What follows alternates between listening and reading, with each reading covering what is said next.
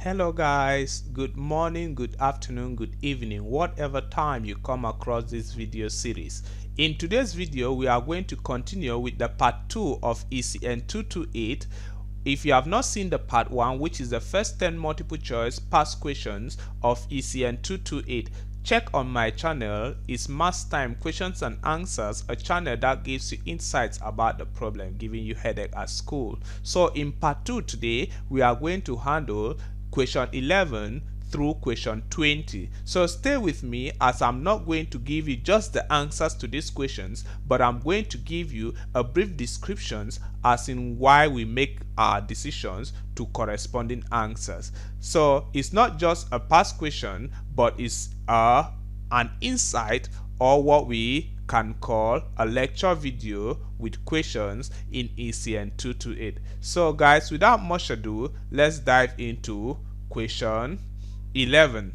Question 11 says that which of the following is a measure of central tendency? So when we are talking about statistics, we can talk about two measurements, that is central tendency and measurement of spread or dispersion. So when we talk about central tendency, what do we mean? The measure of central tendency is a single value that attempts to describe a set of data by identifying the middle position within that set of data. So what identifies the middle position within that set of data is what we call the central tendency, and these values can be the mean, the median, or the mode. Now when we are talking about the measure of dispersion or the measure of spread, we talk about how data is scattered in a population.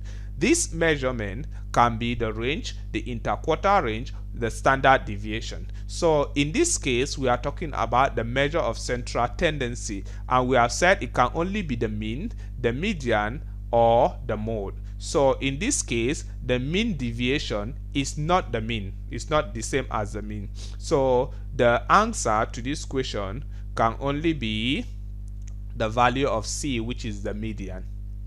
Question 12. Question 12 says that the most frequently occurring value of a data set is called the...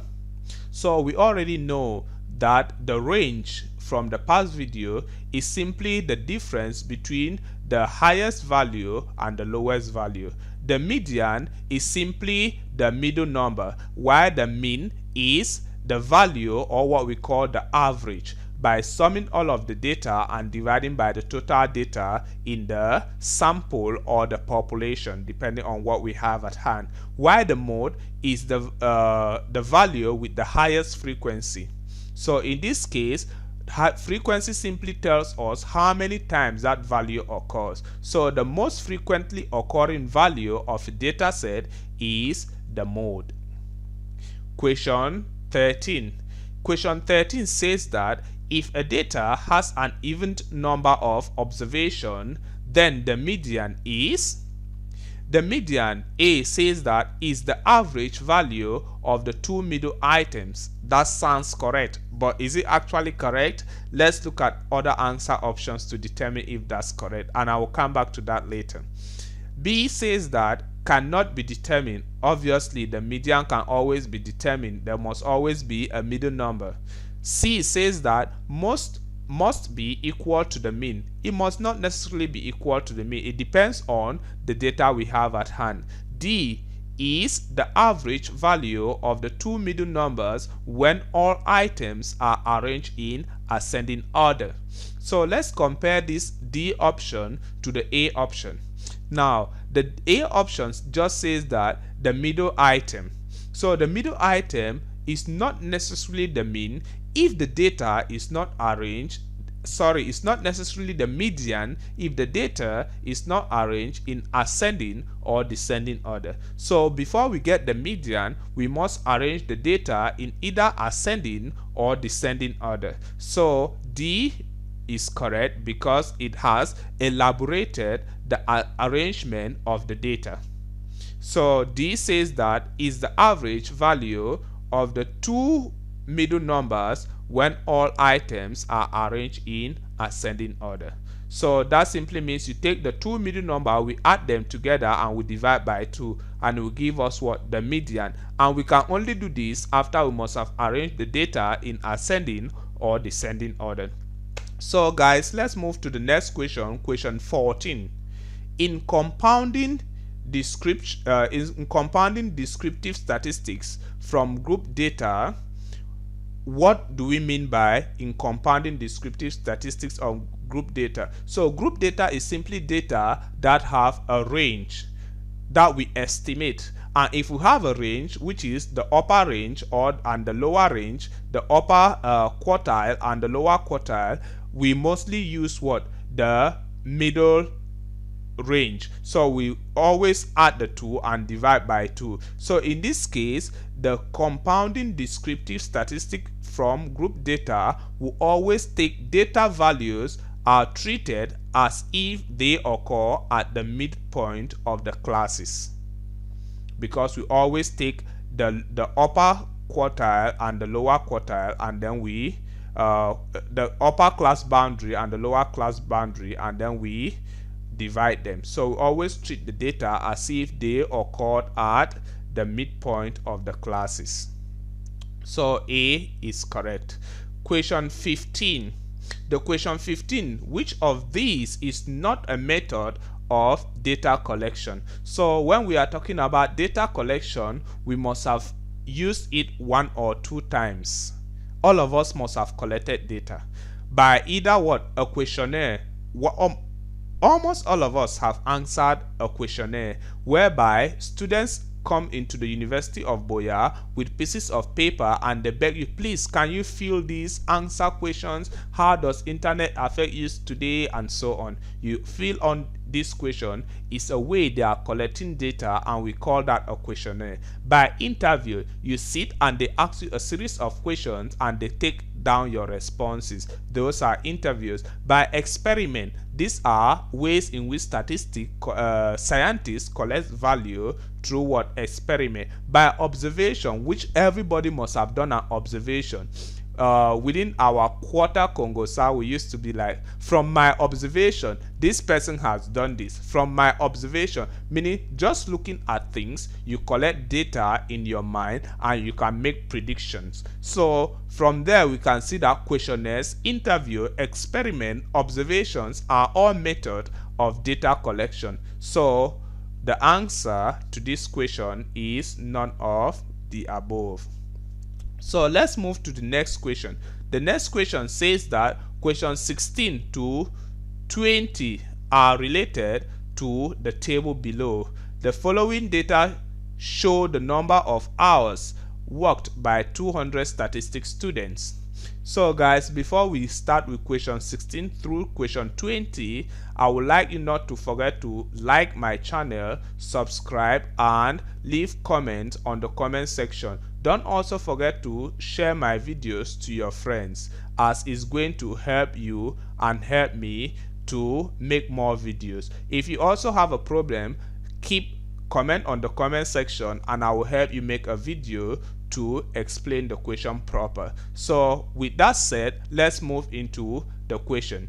So the question says that the following data show the number of hours worked by 200 statistics students. So what does 200 tell us? It's telling us that the total number of students in that class is 200. And therefore, if we sum all of the frequency, then we can have what? A frequency of 200. And this sum of frequencies is what we call cumulative frequency, right? So let's now look at the questions. Question 1, what does question 1, which is question 16, pertaining the table, says that the class width of the distribution is, what do we mean by class width?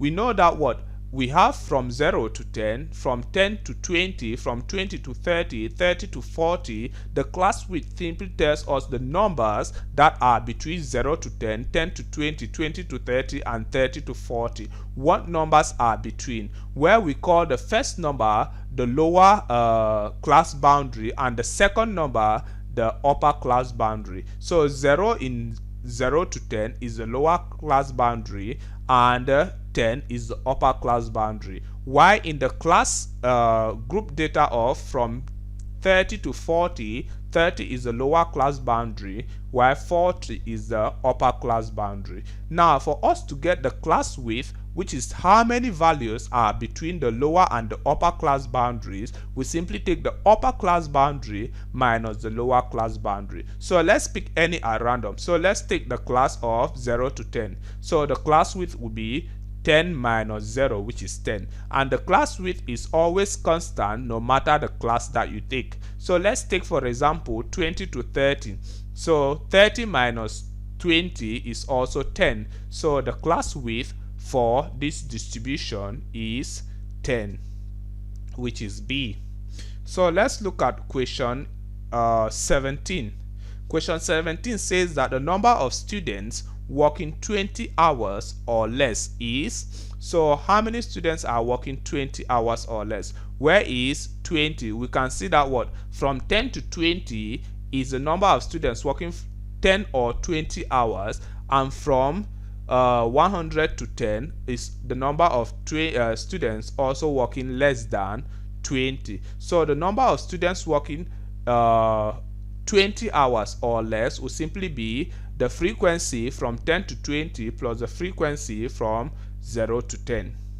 So when we sum that, 40 plus 50 will have the frequency of 90, and frequency simply tells us the number of students, okay, how many times these students work, or how many number of students did that. So 40 plus 50 is 90, therefore 90 students will work 20 hours or less. Question 18.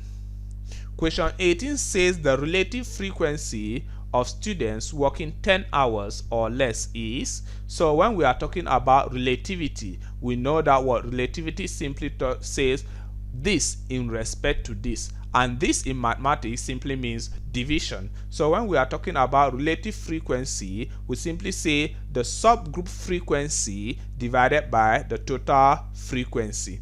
So the total frequency of this data set is 200, because we have said that what the question has said the number of students are 200 statistic students. Or you can get that by saying 40 plus 50, 90 plus 70, 160 plus 40, 200. So the total number of students. So what is the class subgroup frequency we are talking about here? The relative frequency of students working 10 hours or less. So when we talk about 10 hours or less, so we are talking about 0 to 10 group. So in that 0 to 10 group, we have a frequency of 40, and that 40 divided by the total frequency, which is 200, is going to give us, 1 minute please, let's pull up our calculator here before we can get the value. So calculator, we have that on the screen. So that is 40, which is the subgroup of 0 to 10, divided by total frequency. Total frequency is 200, and that is going to give us 0.2. So do we have any 0.2 there? Of course we do. So this is going to give us 0.2. Question 19. The cumulative relative frequency of the class of 10 to 20. So when we are talking of the class of 10 to 20, and we are talking of cumulative relative frequency, so we will simply say that what, since we are talking about relativity, it will still be the cumulative frequency of that group divided by the total cumulative frequency. And remember, the total cumulative frequency is always equal to the total frequency. How do we get cumulative frequency? The cumulative frequency of the first group is always the first frequency, so it's 40. The cumulative frequency of the class from 10 to 20 will be 40 plus the frequency of that class. So the cumulative frequency of the class from 10 to 20 will be 40 plus 50, which is 90. The cumulative frequency of 20 to 30 will be 40 plus 50 plus 70. So when we are talking about cumulative relative frequency of the class from 10 to 20, we are talking about the cumulative frequency of that class, which is 40 plus 50, which is 90. This 90 divided by the total cumulative frequency, which is 200. So we'll pull up our calculator again, and we are going to have the cumulative frequency of that class, which is 90, divided by the total cumulative frequency, which is 200. We are going to have a 0.45, and that answer should be on that answer sheet, which is answer option C. Now question 20 talks about if the mean of a distribution is 25 and the standard deviation is 5, the cumulative frequency will be. So the cumulative frequency, the mean and standard the class value, the mean and the standard deviation are related by the equation the class value is equal to the standard deviation divided by the mean times 100. So when we do that, we are going to have the standard deviation from that equation is 5. The mean distribution is 25. So we'll have 5 divided by 25 times 100. Again, let's bring up our calculator here. So we are going to have 5 divided by 25. We have an answer of 0.2 times 100.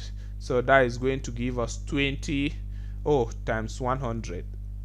That is going to give us 20%. So we have 5 divided by 25 equals to times 100 equals to 20%.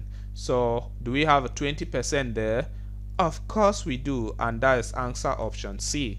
So guys, those are the second part of the ECN228, and get set for the third part of ECN228 from the University of Buea. The third part will be another set of 10 multiple choice, but the fourth part, the fifth part, and the sixth part will be structural questions. That is the paper 2 part of it, which will be the detailed explanation of the structural questions and how to really solve this problem. In this part, that is the fourth, fifth, and the sixth part, we are going to show you detailed solutions on how to handle the step-by-step wise of structural questions. So guys, don't miss, but again, don't forget to like, share, subscribe to my channel for many more videos, so that when I upload a video, you will be notified. So stay with me and remain blessed. Bye bye.